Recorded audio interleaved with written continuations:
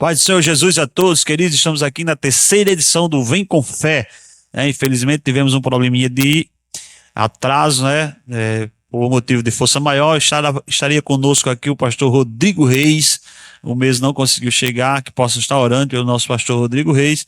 E de pronto, nosso pastor Antônio Marcos aqui nós chamamos ele aqui de imediato, ele fez carreira e veio para cá, para que nós possamos bater um papo aqui em nome de Jesus e não deixar de trazer para vocês uma mensagem de vida, de fé, de restauração, de renovação.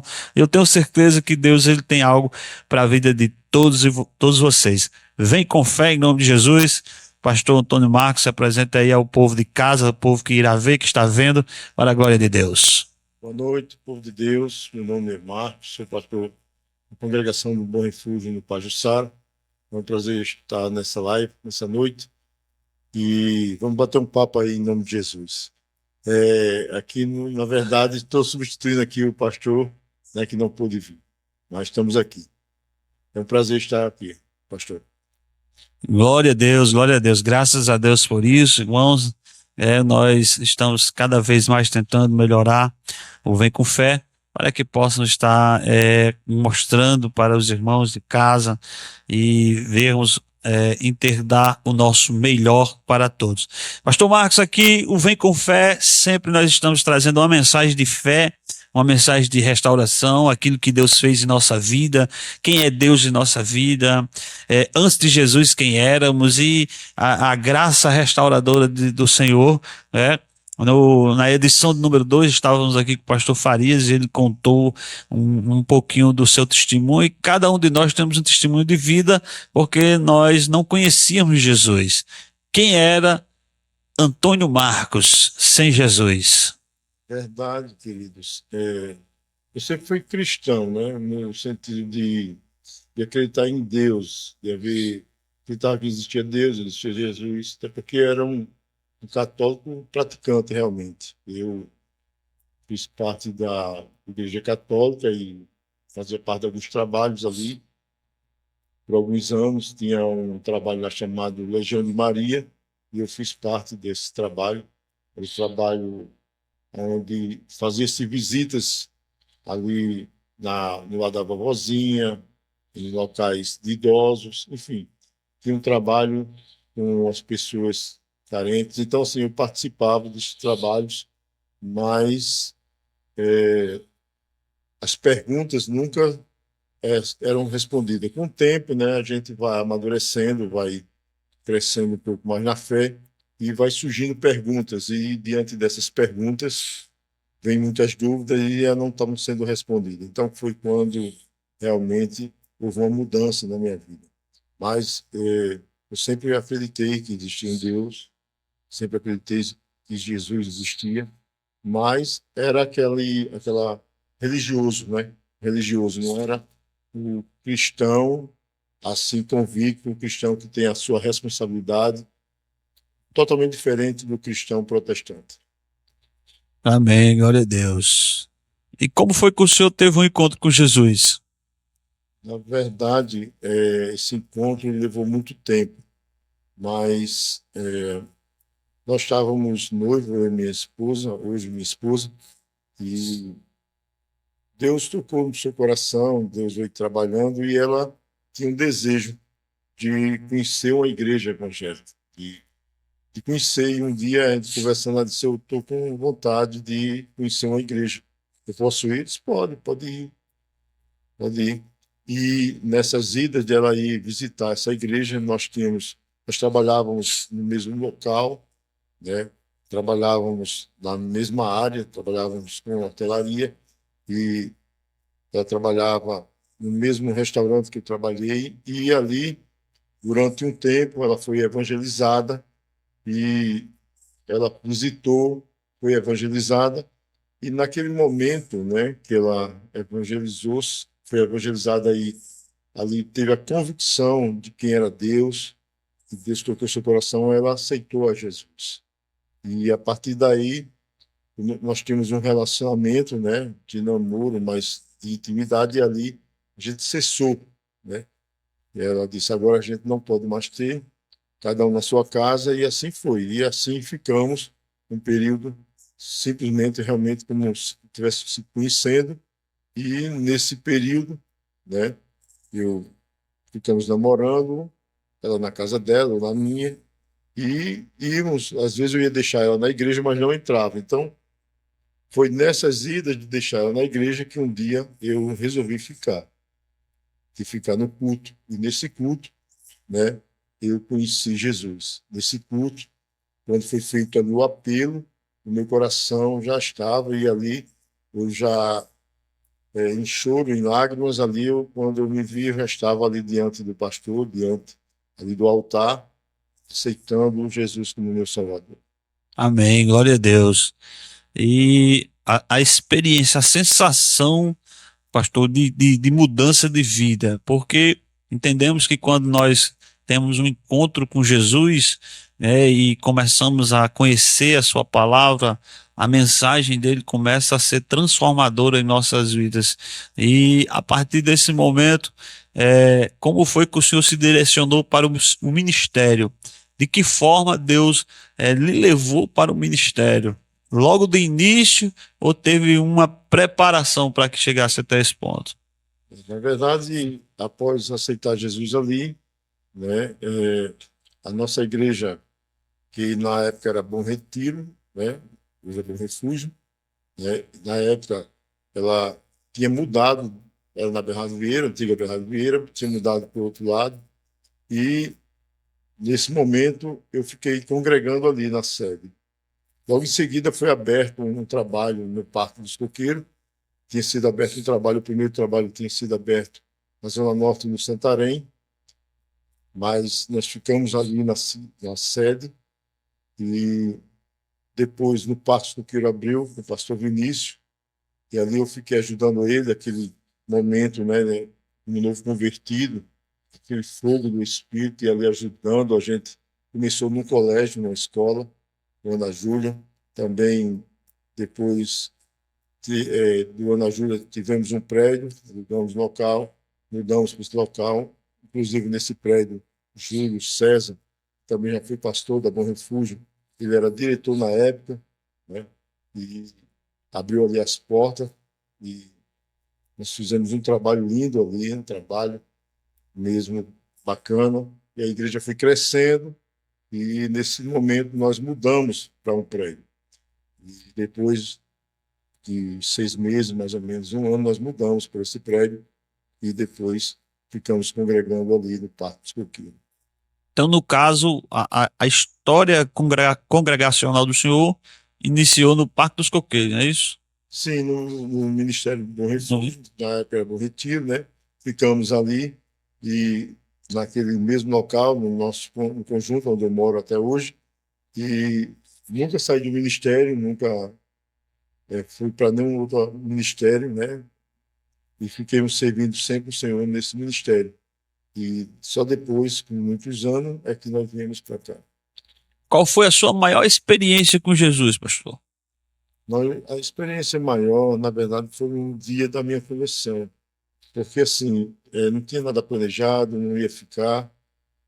No dia da ministração da palavra lá, não era o pregador, não era a pessoa que ministrou, seria uma outra, seria uma missionária de outro país. Não houve alguma coisa que não veio, e quem ministrou lá foi Yuri Gargari, né, um ex-presidiário, e ali ele contando sua experiência com poder e graça, falando do evangelho transformador, e ali foi uma grande experiência, porque ele, como um ex-bandido, vamos dizer assim, né, uma pessoa do mal que teve grandes experiências na área do crime, mas Deus o salvou, e naquele momento do apelo, depois da administração, eu como policial militar fui também tocado pelo Senhor e aceitei Jesus ali, então foi uma grande experiência.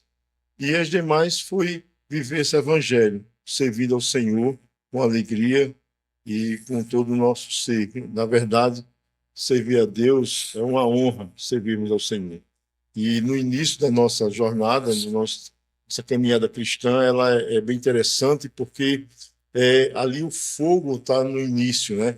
E você quer servir, quer fazer tudo ao mesmo tempo, quer se doar o máximo possível.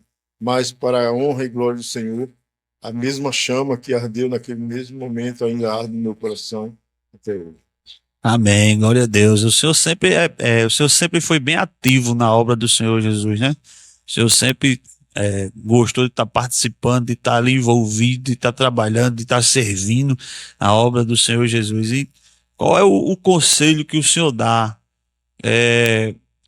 no decorrente da forma que o Senhor trata a obra do Senhor, com essa atividade, sempre buscando servir, sempre buscando dar o seu melhor? Qual é o conselho que o Senhor dá para quem está em casa, para quem está nos assistindo, para quem está nos vendo, concernente a isso, para que haja essa chama, ela nunca se apague, essa chama ela sempre continue acesa dentro do nosso coração? Na verdade, isso leva um tempo, porque existe um tempo da maturidade, a maturidade cristã. No primeiro momento que nós aceitamos a Jesus, a Cristo, essa chama é muito grande. No decorrer do tempo, a gente vai vendo que muitas coisas acontecem e alguns, por não ter maturidade, desistem, para pelo meio do caminho, alguns devido a algumas pressões. Eu quero dizer o seguinte, que dias difíceis não vão anular, nunca vai anular o propósito que Deus tem na vida da gente. Dias difíceis vamos ter, seja servindo a Deus ou não. Agora, quando nós servimos ao Senhor, esses dias difíceis, o Senhor está conosco, está agindo. Então, assim, o conselho é: coloque na mão do Senhor. Não olhe para os problemas. Porque a gente, na verdade, queridos, a gente não desiste de a faculdade por problemas, nós não desistimos do nosso trabalho, e no nosso trabalho tem pessoas ruins, tem pessoas que nós não gostamos e precisamos conviver com elas. Até muitas vezes, até o patrão, a gente não é uma pessoa muito boa, a gente não aceita mais o que ocorre. Ocorre que a gente não desiste do nosso trabalho. Então, muitas vezes, na igreja é diferente. Na igreja a gente desiste. Qualquer coisa, qualquer olhar diferente, até uma palavra, às vezes a gente fica magoado, mas eu quero dizer que os dias difíceis não vão anular o propósito que Deus tem para cada um de nós. Então, continue firme, olhe somente para Jesus, porque Ele é o autor e consumador da nossa fé. Então, é, nada é motivo suficiente para a gente desistir. Você pode desistir de alguém, mas nunca de Cristo. Mas o Evangelho nos mostra o contrário. Nós não podemos desistir também das pessoas, mas nós podemos continuar servindo o Senhor, mesmo nos dias mais difíceis que nós possamos ter, né? E isso não é por causa que nós temos força, mas é porque o Espírito Santo que habita em nós, porque quando nós aceitamos a Cristo, nós somos selados com esse Espírito. E ele começa a habitar em nós. Então é ele que nos dá força para prosseguir. Amém, glória a Deus, glória a Deus. Que possamos colocarmos isso no nosso coração e sempre buscarmos a estar com a chama acesa, né? Tentando dar o melhor e fazer o melhor na obra do Senhor, na casa do Senhor, porque isso é honroso, né? Sim. É tudo que Jesus fez por nós, né? Quando nós olhamos lá para o Calvário, para o madeiro, né? Para a cruz, para a sua morte, a sua entrega por amor de nós, para que hoje nós pudéssemos ter a chance de regeneração, né? A chance de retornarmos à casa do Pai, né? Ter uma intimidade com o Pai. E por que não nos entregarmos em gratidão e tentarmos dar o nosso melhor para o Senhor Jesus. Mas, pastor, é, essa história de ser pastor, como foi que chegou até o senhor? O senhor acha que o senhor é vocacionado ou Deus lhe escolheu para isso? Ou o senhor sempre teve um desejo no seu coração? Ou o senhor sempre fugiu como todos fazem? Na verdade, essa questão de pastoreio, de pastorear, ela nasceu primeiro no coração de Deus, né? Porque não nasceu no coração, não no meu coração, né? É, o desejo de servir, sim, de servir na casa do Senhor. Mas eu sempre servi nos bastidores, até para falar. Hoje estamos aqui sentados, conversando com o microfone, e está tudo bem, está tranquilo, mas para falar em público, falar diante de algumas pessoas, a gente ficava com as pernas tudo alegre, né? Tremendo de medo. Mas eu sempre servi o Senhor nos bastidores. Então, todos os departamentos eu passei na, na limpeza, departamento de limpeza, né? Na zeladoria, secretaria, tesouraria. Até também servimos um tempo como co-pastor numa subcongregação, uma pequena congregação, ponto, né, que a gente chama ponto, né, foi aberto, e ali a gente ficou um tempo, mas servir na frente como pastor, eu tinha muito medo. Na verdade, é, a gente sente quando Deus está nos chamando e a gente tenta fugir desse chamado porque tem uma responsabilidade muito grande e quando a gente tem essa consciência, porque a gente não fala das coisas de nós mesmos, mas nós falamos daquilo que Deus quer falar, quer tratar. Então a gente tem medo, tem um temor, né, um zelo, um cuidado para que não venha trazer problema para alguém ou pecar diante de Deus. Então, assim, nunca tive, mas a gente começou como auxiliar de trabalho, ali ajudando, fizemos alguns cursos no diaconato, né, vários cursos realmente, foi feito mais de 5 cursos no diaconato, mas sempre ali para ajudar, nunca na intenção ou no propósito, no desejo realmente, mas as coisas foram acontecendo. Glória a Deus, pastor. Graças a Deus, né? Estamos vendo que nós estamos com um problemazinho aí de som. Eu acho que você pode estar escutando um ruídozinho aí na sua casa, mas nós vamos estar tentando aprimorar concernente a isso. Mas eu creio que você está conseguindo nos ouvir, está conseguindo ouvir essa mensagem, está conseguindo chegar até você, né, da melhor forma e que você possa ficar atento a tudo que está sendo falado aqui, que está sendo registrado, para que essa mensagem ela chegue até o seu coração, tá certo? Em nome de Jesus. Mas vamos lá, pastor. E aí, o senhor já está há 6 anos, 6 anos pastoreando? Isso, na verdade, 6 anos. Só que para você entender, e você que está em casa entender como é que foi esse processo, foi bem interessante, porque, assim, quando a gente quer servir o Senhor, mas não no intuito de estar ali como pastor, estar à frente de uma congregação, não tinha nem esse pensamento, jamais imaginei que poderia ocorrer isso, mas tivemos um período da nossa igreja que tivemos o IBAD, e o IBAD era o Instituto Bíblico das Assembleias de Deus.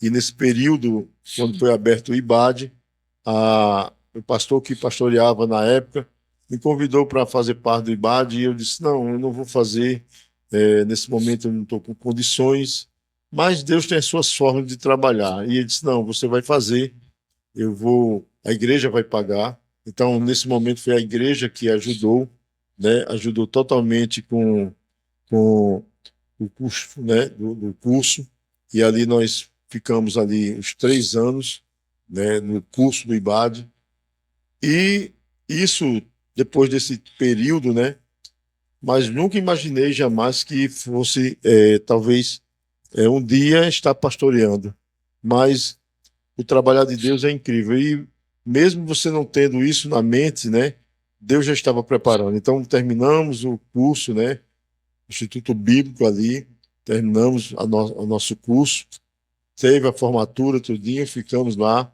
Depois de mais 2 anos, eu fui 3 anos, eu não lembro bem, nós fomos consagrados ali a presbíteros, e a presbítero, a minha esposa foi consagrada diaconisa, e nós continuamos servindo ali. E depois, por causa de um convite, nós viemos para cá, para Jussara, e diante desse convite, né, houve algumas coisas, mas Deus sempre trabalhando e nos colocou aqui como co-pastor do pastor Alex, e nesse momento ficamos servindo ao Senhor aqui. Mas também jamais imaginávamos que iria assumir uma congregação ou ter essa oportunidade de estar à frente. Mas, de repente, houve uma situação e o pastor Alex precisou de imediato assumir uma congregação e foi indicado lá e depois ficou de vir um outro pastor e estava tudo certo, mas depois mudou de novo e aí nós acabamos assumindo. Estamos aqui há 6 anos. Como está sendo essa experiência? É algo assim bem especial, né? Experiência, porque uma coisa é você estar como pastor de alguém, você está ali auxiliando aquela pessoa, mas a responsabilidade maior na administração, no cuidado das pessoas, no tratamento, cabe realmente o pastor da congregação, né? Ele que tem toda essa responsabilidade. E quando a gente assumiu, né, a função realmente, a igreja em si, aí nós vimos realmente o quanto é, a, essa função de pastoreio, o quanto o pastor ele, ele sofre, vamos dizer assim, na obra, o quanto ele precisa ser dedicado, o quanto ele precisa, é, é, Deus está com ele, porque são muitas cabeças, muitas pessoas, são muitos desafios, são muitas situações que precisam ser trabalhadas, e aí tudo muda. Você está num ponto onde, como co-pastor, você está em repouso, você está ali apenas dando um suporte, e de repente você está com a mão na massa, cuidando de tudo, desde a administração até cuidando das pessoas, literalmente. Então, isso é uma experiência grande, mas eu quero dizer para você que é uma experiência muito boa, é uma experiência assim de cuidado. E para quem gosta de pessoas, quem gosta de cuidar, com certeza é algo extraordinário. Então, eu gosto realmente. Tem momentos difíceis, como temos, porque nós temos as nossas questões pessoais, né, como homens e mulheres, temos o nosso trabalho, temos a nossa vida e família, e também tem a família da igreja. Então, assim, tudo precisa ser administrado dentro do tempo. Então, isso tem que haver uma dedicação. Então, torna-se um pouco difícil, mas com o tempo você vai conseguindo administrar. Com certeza, né? Tem as renúncias, né? As renúncias, As verdade. renúncias que tem que fazer. E muitas, Tem muitas renúncias que nós devemos fazer, mas é algo gratificante, é algo que agrega na nossa vida, né? certeza. Na verdade, há as dificuldades, há os desafios, né? Que nós enfrentamos muitos desafios. Mas eu vou botar o senhor no estreito aqui. Certo. Qual foi o maior desafio que o senhor enfrentou como pastor? Não precisa É, citar. os desafios são muitos, né?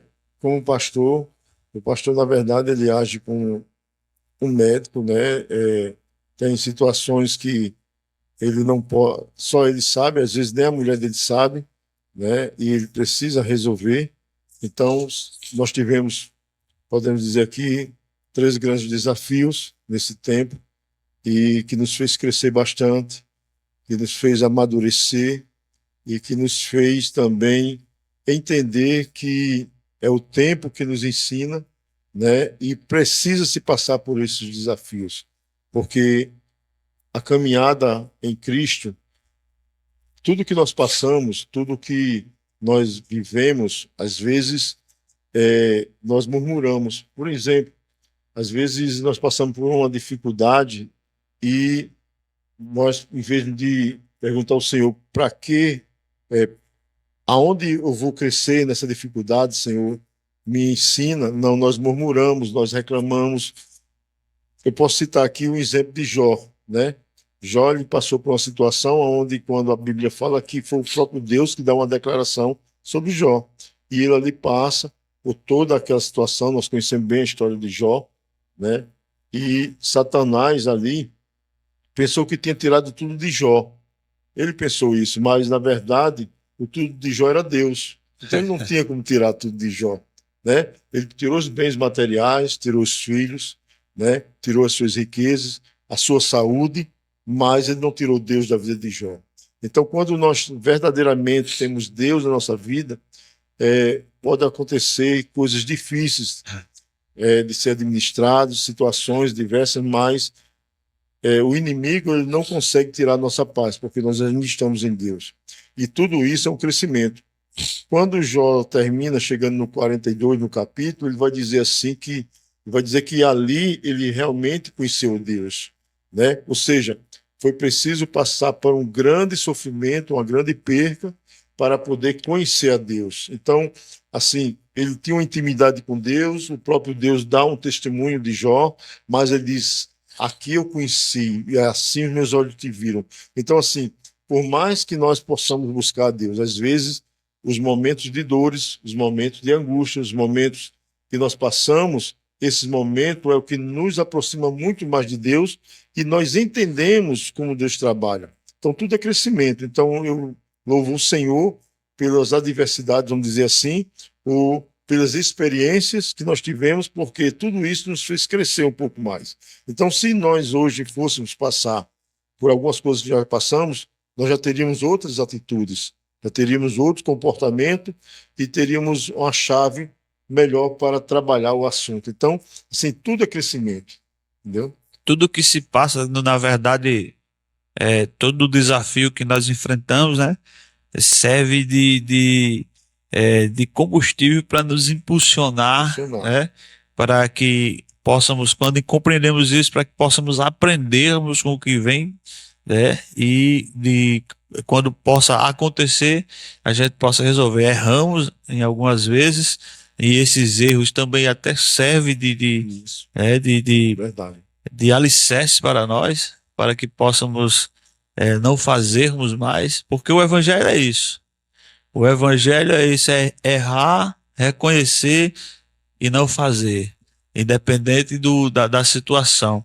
E quando trata-se de desafio na posição de um pastor, né, em situações, todas elas servem de aprendizado, de alimento para ele, né? Isso. Umas mais fortes, né, que até doem na sua própria alma quando ele se depara com aquela situação, porque na maioria das vezes o desafio que aparece para o pastor são com pessoas.